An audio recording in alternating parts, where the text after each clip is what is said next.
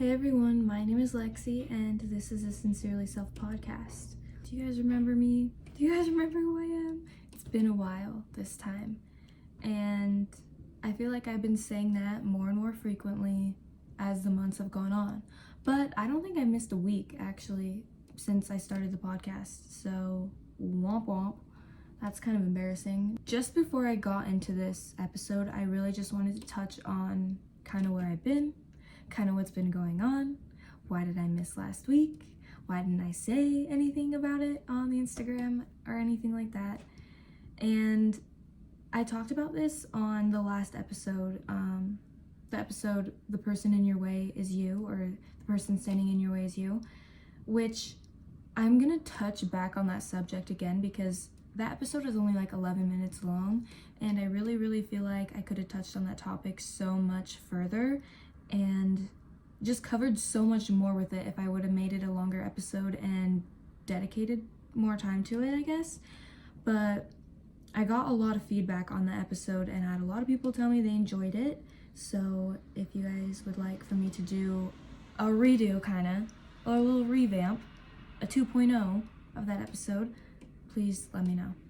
But anyways, like I was saying, in that episode I had mentioned, hey, I'm just in a weird mindset currently.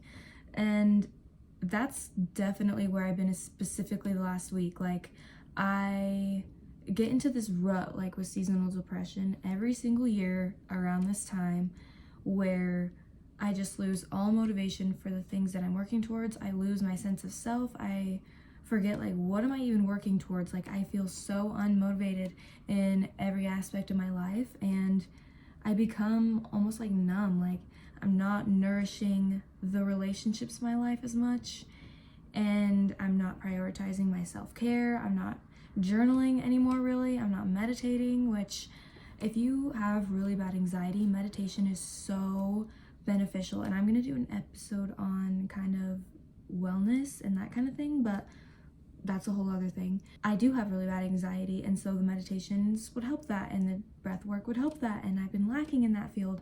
So as a result, my anxiety's been worse. So I've just also kind of been in this victim mindset of like, why am I feeling this way? Why am I in these mindsets? But I'm actively not doing anything to change it.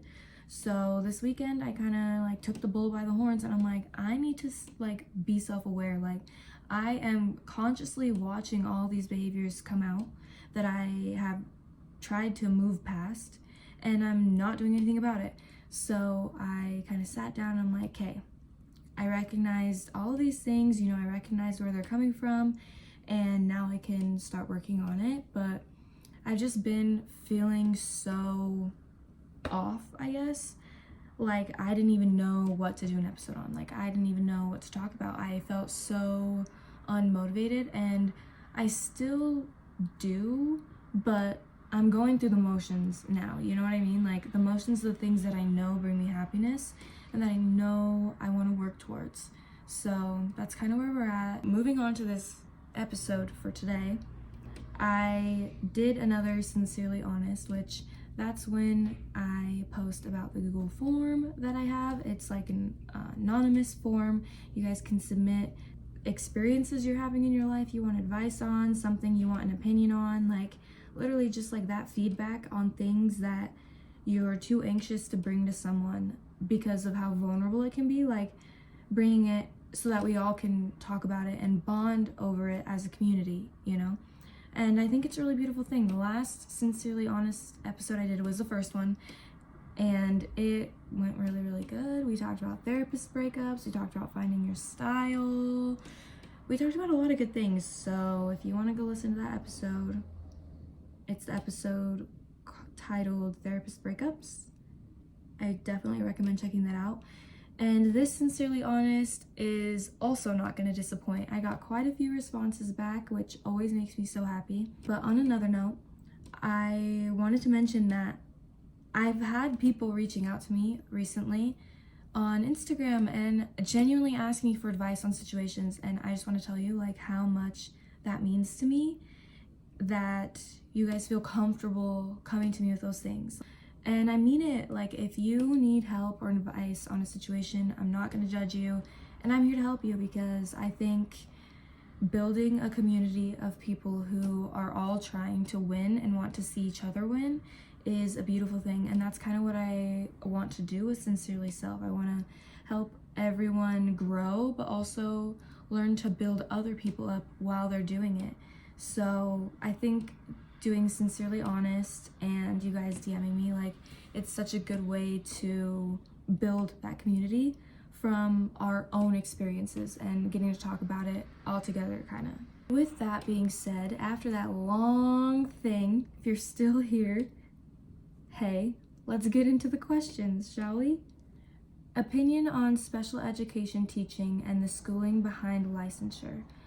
So, for those of you who don't know me very well in real life, I have worked as like a para, like a life skills aide, for about 4 years.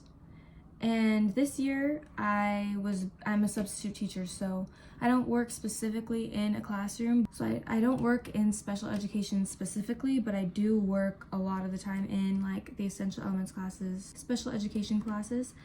And I think it is one of the most rewarding things. And honestly, I feel like it is such an honor to be able to help people. You know, I feel like when you work with people who have disabilities, like, you are technically hired to help them, right? But I feel like I have learned so much from the students that I have worked with. And I've learned so much about myself. I've learned so much about life. Like, they are the sweetest individuals you will ever meet in your life. And being able to assist them and being able to watch them grow firsthand and watch them overcome struggles and trials and that kind of thing and grow independent, like, it is the most beautiful experience ever. And I actually was going to school to be a special education teacher up until like 4 or 5 months ago, and I just had this, like, I don't even know, like, reevaluation of self, and like, I don't know, I thoroughly enjoy that field. And I think if you're drawn towards that kind of field, like, it's for a reason, you know? It really takes someone who, like, not everyone can do that job, really. Like, it takes someone who can be very compassionate. It takes someone who can be very patient. It takes someone who can be very understanding. It takes someone who cares, you know? And not everyone has that, and that's okay. Like, everyone has their own things, and I think if you're drawn towards that, like, you 100% should pursue it, because there's never too many good teachers, you know? There's never too many good people in the world, and I say go for it. The schooling is a good opportunity. I just kind of got to the point where I didn't feel aligned with it anymore. Like, I still enjoy working in the classroom so much. I love working in the schools. I think it's so much fun. But at least for me right now, I don't feel aligned with being a teacher. I don't feel aligned with that, with all these other goals that I want to achieve, you know? And who knows, maybe I'll come back to it later in life, but for right now, I don't feel like locking in and going to college and, you know, getting my degree and being a teacher until I retire. Like, for me right now, doesn't fit in with all the other goals that I want to accomplish.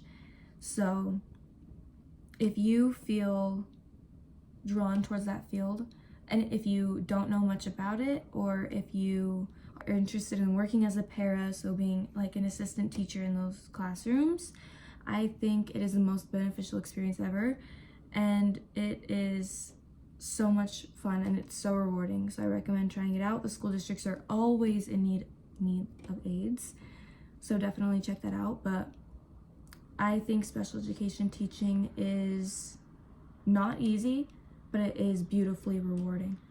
Next question: how do you actually improve how you view yourself? This question is like pretty simple, but at the same time so deep. I think the main thing when it comes to changing how you view yourself is to stop taking other people's views of you into consideration and viewing you only from your own eyes. When we take external validation or external comments and external opinions into views on ourself, that's when you start damaging your sense of self, because no one knows you better than you know yourself, genuinely. The only person you're with from the day you're born till the day you die is yourself. And healing the relationship with yourself is so crucial to healing, like as a whole. Once you're secure with yourself, nothing's really going to knock you down the same anymore. You're going to be able to succeed, and you're going to be able to go through trials almost easier in a way, because you understand it on a whole new level than you would have before. And you're able to come to conclusions and come to realizations so much sooner than you would have been before. So I think the first step is to stop caring what other people think, and to stop thinking about what other people may be thinking of you, and doing the things that genuinely make you happy. Like, go back and find the things that really, really interest you, and the things that bring you genuine happiness and genuine joy, and like stick to them. Like, learn who you are as a person. And if you don't know your interests, don't feel bad. I feel like a lot of people don't. When I first started working on myself, like, I had no sense of self. I determined everything about me on other people, like what they thought, good or bad.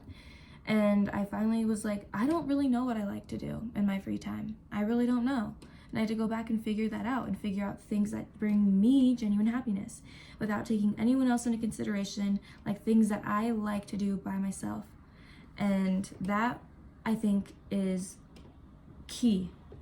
Like, once you switch that mindset, it all flows in. What are limiting beliefs, and how can you change them? So limiting beliefs are kind of like, almost like our values, right? It's the things that we believe to be true. We have plenty of belief systems. Our belief system, the sky is blue. That's a belief system. Grass is green. That's a belief system. The things that you view as good, the things that you view as bad, those are your beliefs, right? When you have a limiting belief, you're setting a cap to it, right? You're setting a certain level it can get to. You're setting a certain expectation for it, and you don't allow yourself to go out of that. You don't allow yourself to have the growth and grow out of that. So changing your limiting beliefs, the first step is identifying them. Like, what is the belief that you are limiting yourself in? So thinking like, I can never get a job better than this. I can never make more money than this. Limiting beliefs can be something like, there's not enough money to come by. Like, money is not available. Like, these are all limiting beliefs, because you're setting a cap to the expectation you can have. And I'm not discrediting like the state of our world, the state of our economy. Like, it is nearly impossible to survive these days, but you also are going to be aligned with the reality that you believe in. There are infinite number of realities that we are experiencing at the exact same time, and you are going to be aligned with the one that aligns with your belief systems and your values, and what you believe to be true and to not be true. And if you're able to be like, okay, this is a belief that I have, like, that's not true. Money is very abundant. Money is very easy to come by. Do you see how many people in the world just get money over and over and over? Once you address these mindsets, then it makes it so much easier to move past them, because now you're aware. So the next time you're thinking a thought and you're in that mindset, you're gonna be like, oh, wait, this isn't something that I want to be thinking.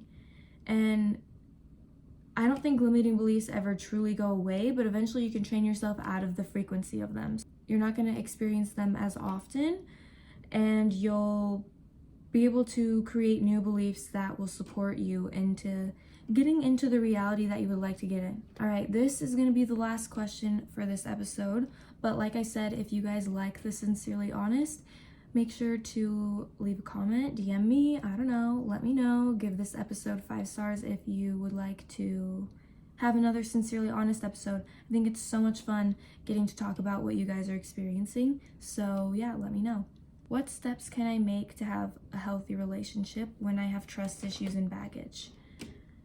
First things first is, I think 99% of the population have trust issues, So I think the best ways to have a healthy relationship is to keep it private, Don't let anyone know when there's issues in your relationship, because at the end of the day, it could be things that you could easily fix, but because you let other people's opinions in on it, which a lot of the time when people give advice, they're giving advice as if they would give it to their past self. So if they've had a negative experience in a relationship and you go to them for advice, unconsciously they're going to give advice how they would to their past self, and so it will be kind of vengeful because they're kind of hurt, and it's not going to actually apply to the situation you're in. And sometimes, like, there's relationships that are bad, and I'm not saying like keep things away, all things out, like, from your friends and family, but if there is a little issue, try and resolve it before you bring it to anyone, because if you stay with your partner, then you're going to have to deal with the repercussions of the people in your life having a negative view of them now and not trusting them now, and, you know, sacrificing that aspect of it. So keep your relationships as private as you can, because what people don't know, they can't ruin. Also, communication is huge, specifically if you have trust issues, you know. Being able to communicate with your partner on, and feeling comfortable to communicate with your partner, the things that you're comfortable with and the things that you're not comfortable with, you know, things that you struggle with, everything. Being able to communicate that with them and feel comfortable in that space, and, you know, being understanding. I think understanding the fact that, like, your partner's not perfect and you're not perfect, and that's what love is loving someone for every single aspect of themselves. Like, accepting that idea and understanding that, like, they're gonna have their baggage too, and if you want them to be accepting of yours, like, you need to be accepting of theirs and being willing to accommodate to the extent that you can.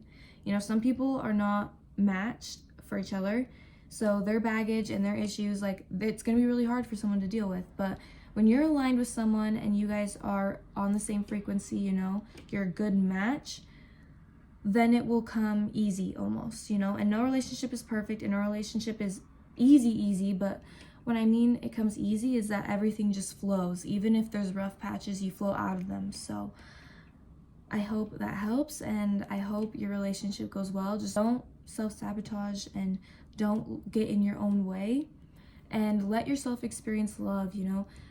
Not just because something is good doesn't mean it's gonna hurt you in the long run. And with that being said, I'm gonna end this episode. I hope you guys enjoyed this one. It felt good. This one felt like, you know, we're back. Like, my throat's kind of dry. Like, I was yapping. So we're back on the grind, guys, and it feels good to be home. I can't make any promises about the frequency of me posting, but I can say that I'm gonna be making sure to be more invested, you know. And while I'm going through this journey of kind of figuring out who I am again, I'm gonna keep you guys in on it, because I'm sure there are many of us who are feeling this way right now.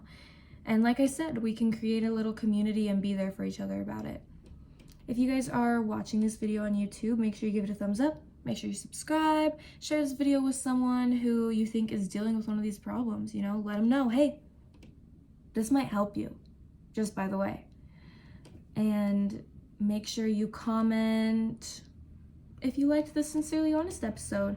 Comment how your week went. I don't know, let me know. Just let me know what you're thinking. Let me know what's on your mind.